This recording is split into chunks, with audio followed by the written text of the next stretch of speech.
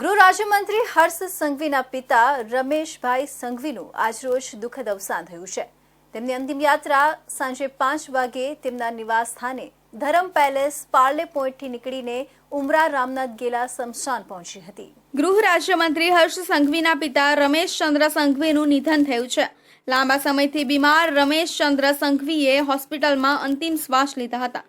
આજે સાંજે 4 વાગ્યે હર્ષ સંઘવીના નિવાસ સ્થાન ધરમ પેલેસ પાર્લે પોઈન્ટથી નીકળીને ઉમરા રામનાથ ખેલા સ્મશાન જશે। ગૃહ રાજ્યમંત્રી હર્ષ સંઘવીના પિતાનું સારવાર દરમિયાન નિધન થયું છે। હર્ષ સંઘવીના પિતાની છેલ્લા 3 દિવસથી તબિયત લથડતા ખાનગી હોસ્પિટલમાં આઈસીયુમાં દાખલ કરવામાં આવ્યા હતા। કોરોના કાળ પછી તેમને સારવાર માટે હૈદરાબાદ પણ ખસેડવામાં આવ્યા હતા અને છેલ્લા 3 દિવસથી હર્ષ સંઘવીએ પોતાના તમામ કાર્યક્રમો રદ કરી દીધા હતા। રમેશ સંઘવી સુરતમાં ગિરનાર કોર્પોરેશન નામની ડાયમંડ કંપની ચલાવતા હતા। અનેક સામાજિક સેવાકીય સંસ્થાઓ સાથે જોડાયેલા રમેશભાઈ સંઘવી પોતાની સેવાકીય પ્રવૃત્તિને કારણે સામાજિક ક્ષેત્રે ખૂબ જાણીતા હતા। સરળ સ્વભાવ અને સહજ વ્યક્તિત્વના કારણે સમાજમાં તેઓ એક આગવી ઓળખ ધરાવતા હતા અને પોતાના વ્યક્તિત્વને કારણે સમાજમાં તેઓએ એક આગવું સ્થાન મેળવ્યું હતું। ગુજરાતના ગૃહમંત્રી હર્ષ સંઘવી પિતાજી જે રમેશચંદ્ર સંઘવી છે તેમનું આજે અહીંયા સુરત ખાતે હોસ્પિટલમાં સારવાર દરમિયાન મોત થયું છે। એમાં તમે જોઈ શકો છો મોટી સંખ્યામાં જે નેતાઓ છે લોકોની ભીડ લાગી છે। હોસ્પિટલમાં લોકો દોડતા થયા, જાણકારી મળતાની સાથે એવા છે 3 દિવસ અગાઉ સુધી એડમિટ હતા, તેમની તબિયત ખરાબ હતી। મળીશું લોકોને પૂછીશું શું ઘટના છે, શું થયું છે। લાંબા સમયથી તેઓ બીમારી એમની માંદગી ચાલી આવેલી હતી અને છેલ્લા 3 દિવસથી તેઓની તબિયત ફરીથી નાદુરસ્ત થતાં તેમને અહીંયા યુનિક હોસ્પિટલમાં એડમિટ કરવામાં આવેલા હતા અને છેલ્લા 3 દિવસથી તેઓ વેન્ટિલેટર પર હતા। આજે સવારે એમને હૃદયરોગનો હુમલો આવતા એમનું દુઃખદ અવસાન થયું છે। 15મી ઓગસ્ટના તમામ કાર્યક્રમો રદ કરીને પણ ગૃહમંત્રી હર્ષભાઈ અહીંયા હોસ્પિટલ પર જ હતા અને અત્યારે તમામ પરિવારો ઉપર એમને દુઃખની અત્યારે આફત આવી પડી છે। એમાં તમામ પરિવારને આ દુઃખની ઘડી સહન કરવાની શક્તિ આપે। તમામ ભાજપ પરિવાર હોય કે એમના સમાજના કે તમામ સમર્થકો આજે અહીંયા હોસ્પિટલ પર હાજર છે અને આજે 4 વાગે એમના નિવાસ સ્થાનેથી ઉમરા રામનાથ ગેલા સ્મશાને એમની અંતિમ યાત્રા નીકળશે। શકો છો હર્ષ સંઘવી જે ગુજરાતના ગૃહમંત્રી તેના પરિવારમાં એક દુઃખ અવસાન થયું છે ને તેના લીધે આખા ગુજરાતના જે રાજનીતિના જે દળો છે, જે નેતાઓ છે તે પણ અહીંયા દોડતા થયા છે મુલાકાત લેવા માટે। રવિ વેંડે સાથે Sunil Prajapati, India news, Surat. 15 August પહેલા જ 2.5 કરોડનું ચરસ સુરત એસઓજીને મળ્યું હતું। ત્યારબાદ દરિયા કિનારા પર ડ્રોનની મદદથી સર્વેલન્સ કરવામાં આવ્યું હતું। ત્યારે સઘન સર્વેલન્સ કરવામાં આવતા ચરસના વધુ 7 પેકેટ મળી આવ્યા હતા। સુરત પોલીસ એટીએસ સાથે પણ સંકલન કરવામાં આવી રહ્યું છે। ચરસને એફએસએલમાં મોકલવામાં આવ્યું છે। ચરસના પેકેટમાં પાણી ન જાય એટલે સ્ટારબક કોફીના પેકિંગનો ઉપયોગ કરે છે, જેનાથી ભરતી સમયે પાણીના વહેણ સાથે આ ચરસના પેકેટ દરિયા કિનારે આવી જાય છે। સુરતમાં એસઓજીને ફરી એકવાર મોટી સફળતા મળી છે। 15 ઓગસ્ટ પહેલા સુરત એસઓજીએ સર્ચ ઓપરેશન દરમિયાન 2.5 કરોડના ચરસનો જથ્થો જપ્ત કર્યો હતો। આ કાર્યવાહી બાદ દરિયા કિનારે ડ્રોનની મદદથી સર્વેલન્સ કરવામાં આવ્યું હતું। ત્યારે સઘન સર્વેલન્સ કરવામાં આવતા ચરસના વધુ 7 પેકેટ મળી આવ્યા હતા। આ મામલે હવે સુરતમાં એસઓજી દ્વારા સુરત પોલીસ એટીએસ સાથે પણ સંકલન કરવામાં આવી રહ્યું છે। તેમ સુરત શહેર પોલીસ કમિશનર અનુપમસિંહ ગેહલોતે જણાવ્યું હતું કે સુરત શહેર પોલીસ કમિશનર અનુપમસિંહ ગેહલોતે પ્રેસ કોન્ફરન્સ યોજીને જણાવ્યું હતું કે 15 ઓગસ્ટ પહેલા સુરત એસઓજીને દરિયા કિનારે સર્ચ ઓપરેશન દરમિયાન મોટી સફળતા મળી છે। સર્ચ દરમિયાન 2.5 કરોડની કિંમત ધરાવતા ચરસનો મસમોટો જથ્થો એસઓજીને હાથે લાગ્યો હતો। ત્યારબાદ દરિયા કિનારે ડ્રોન દ્વારા સર્વેલન્સ કરવામાં આવ્યું હતું। પોલીસ કમિશનર અનુપમસિંહ ગેહલોતે આગળ જણાવ્યું કે સઘન સર્વેલન્સ કરવામાં આવતા ચરસના વધુ 7 પેકેટ મળી આવ્યા હતા। આ ચરસના જથ્થાને એફએસએલમાં તપાસ માટે મોકલવામાં આવ્યા છે। સુરત પોલીસ કમિશનરે મીડિયાને જણાવ્યું કે સુરત એસઓજી દ્વારા સુરત પોલીસ એટીએસ સાથે પણ સંકલન કરવામાં આવી રહ્યું છે। સુરત પોલીસ કમિશનરે કહ્યું કે ચરસના પેકેટમાં પાણી ન જાય એટલે સ્ટારબક કોફીના પેકિંગનો ઉપયોગ કરે છે। ભરતી સમયે પાણીના વહેણ સાથે આ ચરસના પેકેટ દરિયા કિનારે આવી જાય છે। તેમણે કહ્યું કે ગત વર્ષે 19 કરોડનું ચરસ મળ્યું હતું, જ્યારે ચાલુ વર્ષમાં અત્યાર સુધીમાં 6 કરોડની કિંમતનું ચરસ મળ્યું છે। મૂળ નવી દિલ્હીના વતની અને વર્ષોથી સુરત ખાતે સ્થાયી થયેલા મલ્હોત્રા પરિવારની દીકરી કામ્યા મલ્હોત્રાએ સુરતનું ગૌરવ વધાર્યું છે. કામ્યા મલ્હોત્રાએ આંતરરાષ્ટ્રીય ટેકવાન્ડો સ્પર્ધામાં ભારતનું પ્રતિનિધિત્વ કરી અત્યાર સુધીમાં 13 ગોલ્ડ, 5 સિલ્વર, 2 બ્રોન્ઝ સહિત કુલ 20 મેડલો પ્રાપ્ત કરી આ સ્પર્ધામાં ઉજ્જવળ કારકિર્દી તરફ ડગ માંડ્યા છે. સેલ્ફ ડિફેન્સ માટે માતા પિતાએ 6 વર્ષની નાની ઉંમરે કામ્યા મલ્હોત્રાને ટેકવાન્ડોની તૈયારી કરવા માટે પ્રેરિત કરી હતી. કામ્યાની આ તૈયારી સિદ્ધિમાં પરિણમી છે. 18 વર્ષીય કામ્યાએ અત્યાર સુધીમાં ભારતનું 3 વખત ઇન્ટરનેશનલ લેવલે પ્રતિનિધિત્વ કર્યું છે. કામ્યાએ ટેકવાન્ડો સ્પર્ધામાં 13 જેટલા ગોલ્ડ, 15 સિલ્વર અને 2 બ્રોન્ઝ મેડલો મેળવીને સુરતનું ગૌરવ વધાર્યું છે. કામ્યા મલ્હોત્રાએ આંતરરાષ્ટ્રીય ટેકવાન્ડો સ્પર્ધામાં ભારતનું પ્રતિનિધિત્વ કરી અત્યાર સુધીમાં 13 ગોલ્ડ, 5 સિલ્વર, 2 બ્રોન્ઝ સહિત કુલ 20 મેડલો પ્રાપ્ત કરી આ સ્પર્ધામાં ઉજ્જવળ કારકિર્દી તરફ ડગ માંડ્યા છે. કામ્યાએ ગુજરાત સ્ટેટ ચેમ્પિયનશિપમાં 5 ગોલ્ડ અને 3 સિલ્વર મેડલ મેળવ્યા છે. જ્યારે ખેલ મહાકુંભમાં 4 ગોલ્ડ અને 1 બ્રોન્ઝ મેડલ મેળવ્યા છે. નેશનલ સ્કૂલ ગેમ્સમાં 1 ગોલ્ડ, 40મી junior national, 1 silver, IT champion of champions ફાઇનલમાં 1 gold, IT junior national 1 gold, Indian taekwondo IT open national 1 gold, 65મી એસજીએફઆઈ નેશનલ 1 સિલ્વર, 3જી Mount Everest international open taekwondo ચેમ્પિયનશિપમાં 1 bronze સહિત 13 gold, 5 silver, 2 bronze medal प्राप्त करवानी गौरव भरी सिद्धि मेळवी छे. मेरी जर्नी का बताऊं तो मेरे को याद है 2013 to 2018 का कुछ अप्रॉक्स ऐसा पीरियड था जब बहुत मेहनत कर रहे थे, बेस्ट दे रहे थे कॉम्पिटिशन्स में, अच्छा खेल रहे थे, सब कर रहे थे, पर मेडल नहीं आ रहा था या कभी सिल्वर पर अटक जा रहे थे और आगे जा नहीं पा रहे थे. तो वो एक पीरियड जो था वो बहुत फ्रस्ट्रेटिंग और थोड़ा डिफ़िकल्ट वो पीरियड था. बट उस पीरियड की बेस्ट चीज़ ये थी कि उसने मेरे को ये सिखाया, मेन फर्स्ट चीज़ जो उसने सिखाई कि ये गेम है, खेल के आओ, जीते तो भी अपनी गलतियां देखो और उस पर काम करना शुरू करो, हारे तो अपनी गलतियां देखो और काम करना शुरू करो. આ સંઘર્ષ અને પોતાની શરૂઆત વિશે કામ્યા મલ્હોત્રાએ જણાવ્યું હતું કે હું 6 વર્ષની વયથી ટેકવાન્ડો રમું છું. રાજ્ય સરકારની યોજનાકીય સહાયથી મારી ટ્રેનિંગ વેસુ સ્થિત ડાયનામિક વોરિયર્સ એકેડમીમાં ચાલી રહી છે. દર મહિને રાજ્ય સરકાર તરફથી તાલીમ માટે મને ₹4500ની સહાય મળી રહી છે, જેથી રમતગમત ક્ષેત્રે આગળ વધવા માટે પીઠબળ મળ્યું છે. માતા પિતાએ મારી કારકિર્દીને નવી ઉડાન ભરવા માટે સજ્જ કરી હતી. તેમના સંપૂર્ણ સાથ સહકારથી જ મેં ટેકવાન્ડોની નિયમિત તાલીમ શરૂ કરી હતી. સેલ્ફ ડિફેન્સ માટે માતા પિતાએ મને 6 વર્ષની નાની ઉંમરે ટેકવાન્ડોની રમતમાં ભાગ લેવામાં પ્રેરિત કરી હતી. શાળાના કોચે તાલીમ દરમિયાન મારી સુષુપ્ત પ્રતિભાને પીછાણીને આ ક્ષેત્રમાં આગળ વધવા પ્રોત્સાહન પૂરું પાડ્યું હતું.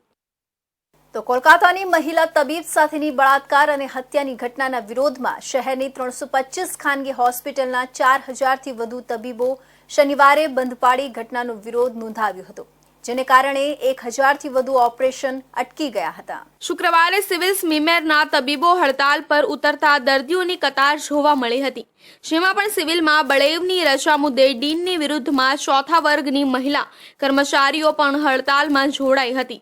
સિવિલમાં સફાઈના અભાગે ગંદકી જોવા મળી હતી. સિવિલ સ્મીમેરમાં સેંકડો દર્દીઓને કલાકો સુધી લાઇનમાં ઊભા રહેવું પડ્યું હતું. શુક્રવારે 2219 દર્દીઓ સિવિલમાં સારવાર માટે આવ્યા હતા, જ્યારે 114 દાખલ થયા હતા. સ્મીમેરમાં 1800 દર્દીઓ સારવાર માટે આવ્યા હતા. માત્ર 1 કે 2 ડોક્ટરો જ કામ પર રહ્યા હોવાથી સારવારમાં વિલંબ થયો. અનેક દર્દીઓને ખાનગી હોસ્પિટલમાં જવાની ફરજ પડી હતી. ડોક્ટરોની ગેરહાજરીના કારણે હોસ્પિટલના વોર્ડમાં દાખલ દર્દીઓની તપાસ અને સારવારમાં વિલંબ થયો હતો.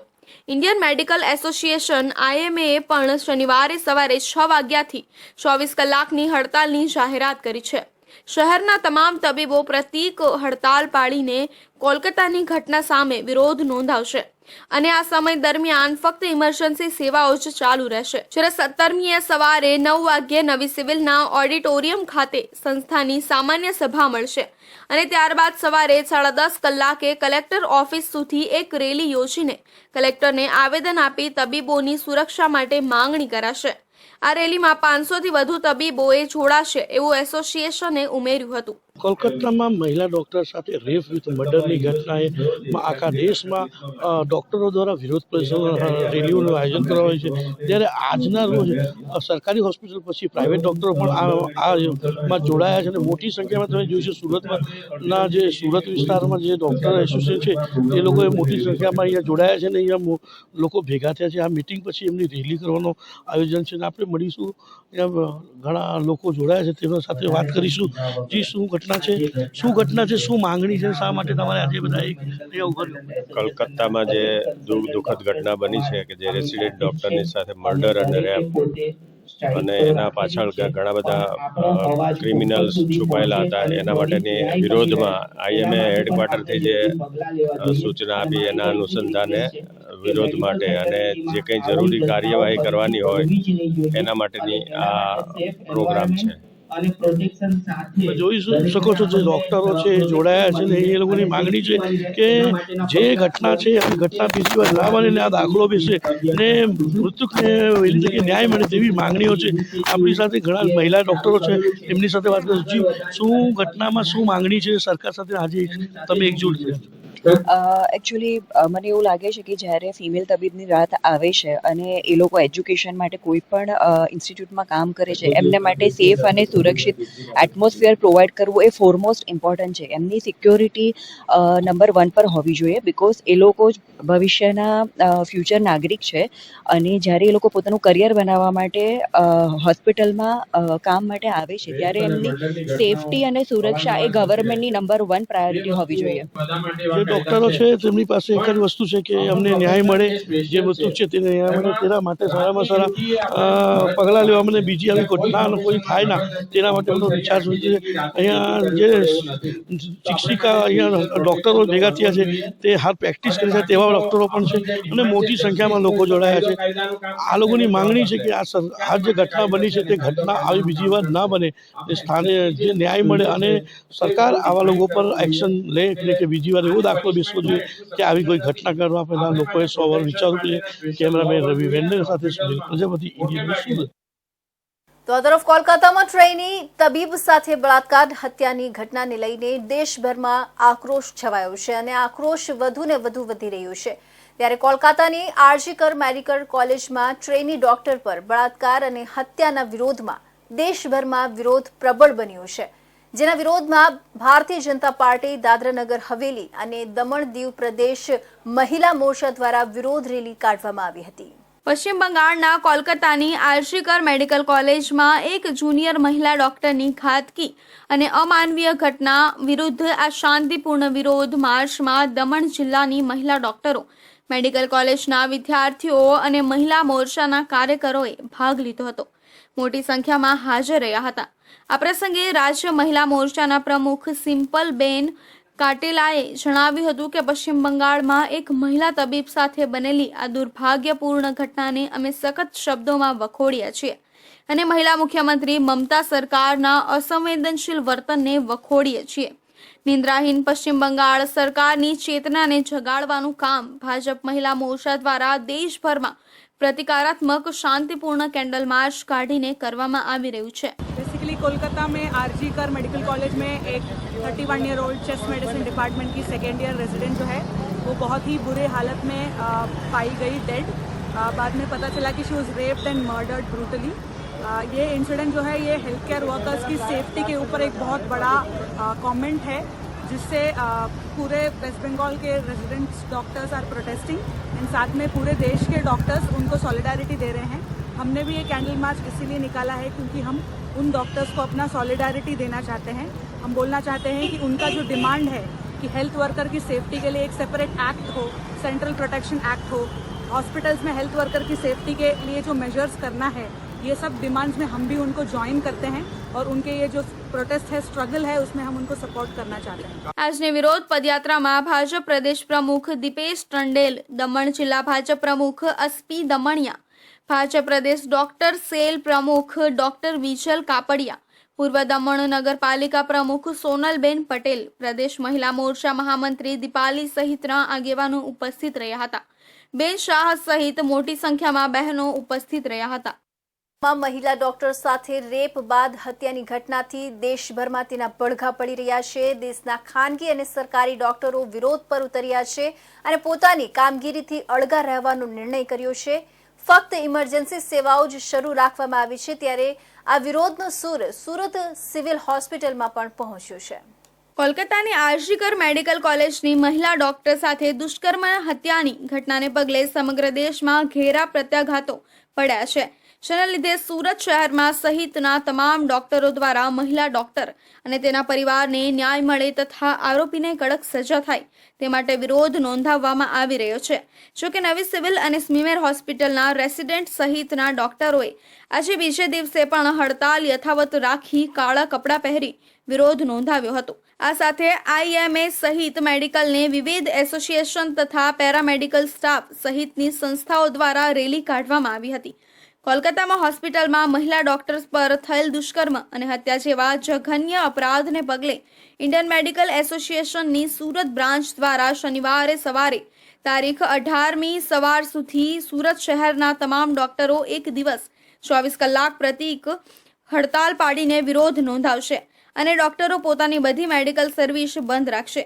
જોકે ઇમરજન્સી સેવાઓ ચાલુ છે. તેમજ શનિવારે નવી સિવિલ હોસ્પિટલના ઓડિટોરિયમમાં જનરલ મીટિંગનું આયોજન કરવામાં આવ્યું હતું.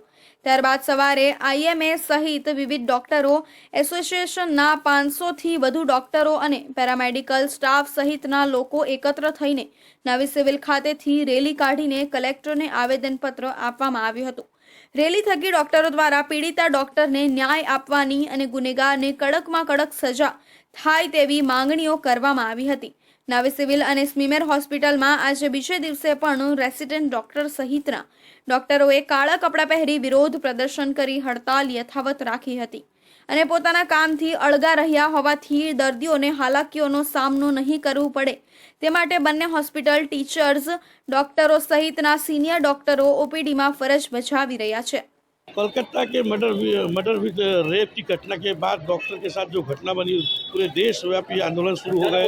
सूरत के गुजरात के सूरत में आप सिविल हॉस्पिटल में कल ये आंदोलन उग्र बनता जा रहा है। आप देख सकते हो आज यहाँ जो स्थानिक डॉक्टर है सिविल हॉस्पिटल के वो आज रैली का आयोजन किए हैं और ब्लैक कपड़ा खास करके इन्होंने जो सफ़ेद वर्दी पहन के लोगों की सेवा करते थे वो आज डॉक्टरों को ब्लैक कपड़ा पहन के आज सरकार के लिए खुद के प्रोटेक्शन और न्याय के लिए रैलियाँ करनी पड़ रही है।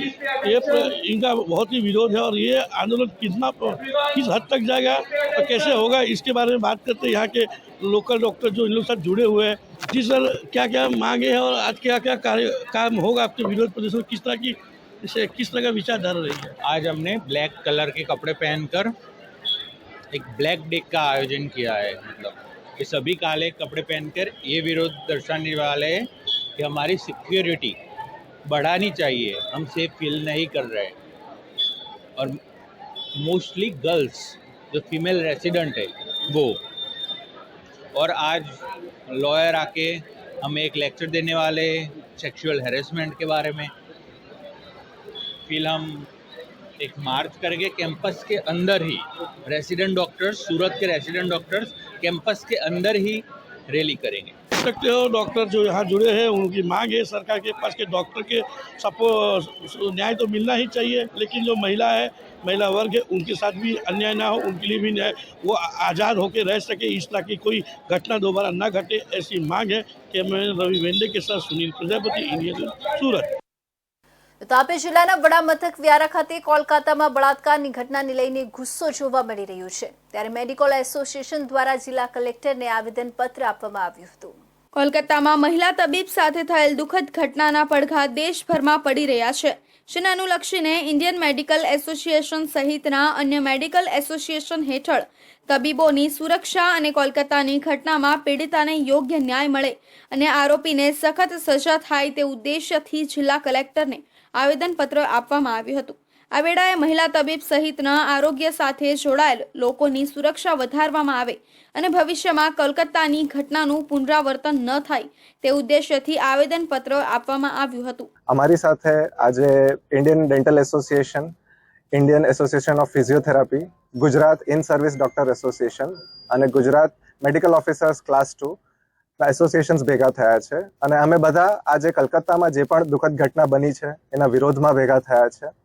આના વિરોધમાં આજે અમે લોકો કલેક્ટરશ્રીને એક આવેદન આપ્યું છે કે જે ડૉક્ટર્સ આજે પોતાની સેવાઓ આપે છે પેશન્ટ્સ માટે, એ લોકોની સુરક્ષા આજે સિસ્ટમના હાથમાં છે અને આજે આપણે એક સમાજ તરીકે ફેલ થયા છે આ બતાવવામાં કે આપણા લેડી ડૉક્ટર્સ પણ આપણે અહીંયા સુરક્ષિત થઈને નિશ્ચિંત થઈને પ્રેક્ટિસ કરી શકે છે. કે કલકત્તામાં એક ડૉક્ટર યુવતી પર જે દુષ્કર્મ અને હત્યાનો ખરાબ રીતે જે ઘટના બની છે એ આખા દેશ માટે એક લાંછનરૂપ ઘટના છે.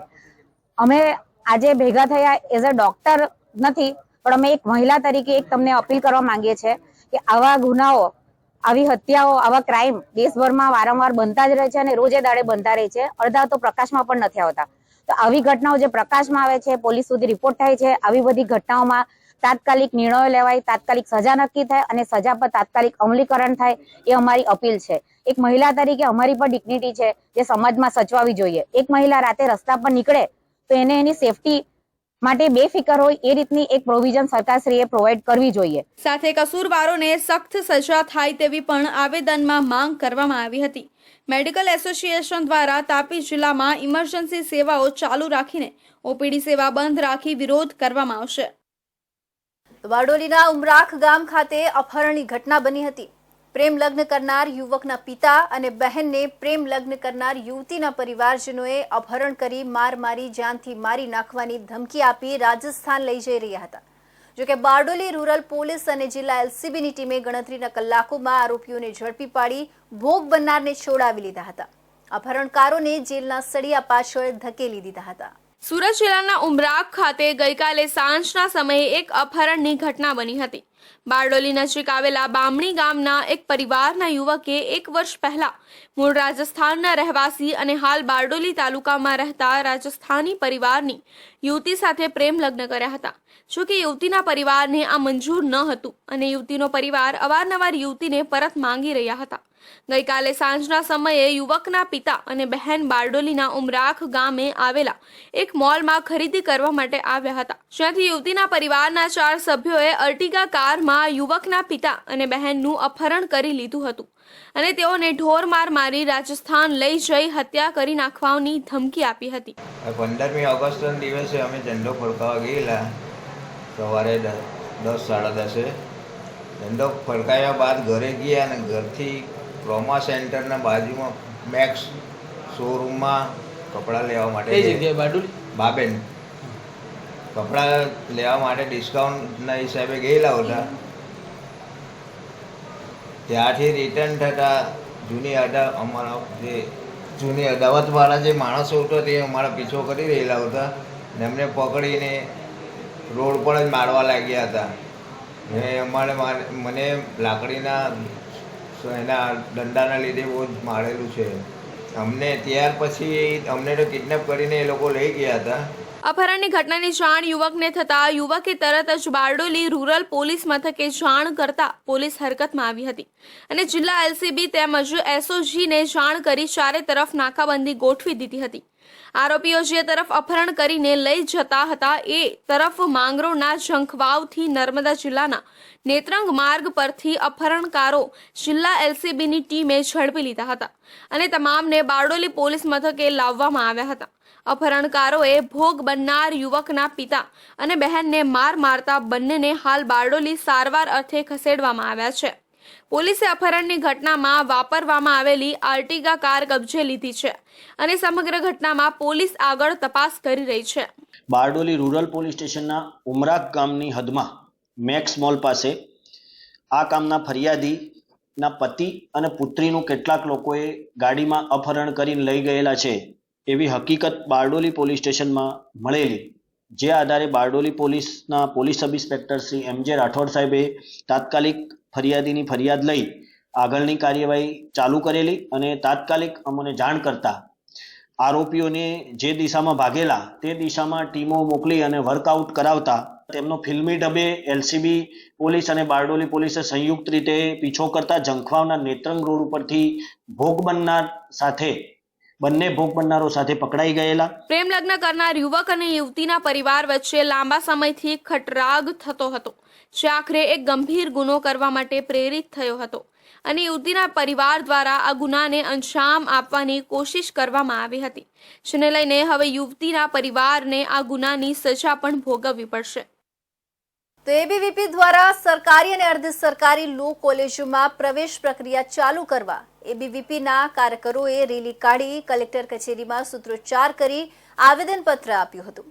સરકાર દ્વારા લો કોલેજમાં એડમિશન પ્રક્રિયા શરૂ કરવા માંગ કરી હતી અને શરૂ નહીં થાય તો ઉગ્ર આંદોલન કરવાની ચીમકી ઉચ્ચારી હતી. ન્યાય આપો ભાઈ ન્યાય આપોના માંગ કરી હતી. શિક્ષણ મંત્રી વિરુદ્ધ સૂત્રોચ્ચાર કર્યા હતા. વલસાડ એબીવીપી દ્વારા લો કોલેજોમાં એડમિશન પ્રક્રિયા ત્વરિત ચાલુ કરવા બાબતે આવેદનપત્ર આપવામાં આવ્યું હતું. ઓગસ્ટ મહિનો શરૂ થઈ ગયો હોવા છતાં એડમિશન પ્રક્રિયા હજુ સુધી પણ ન થઈ હોવાનું સામે આવ્યું છે.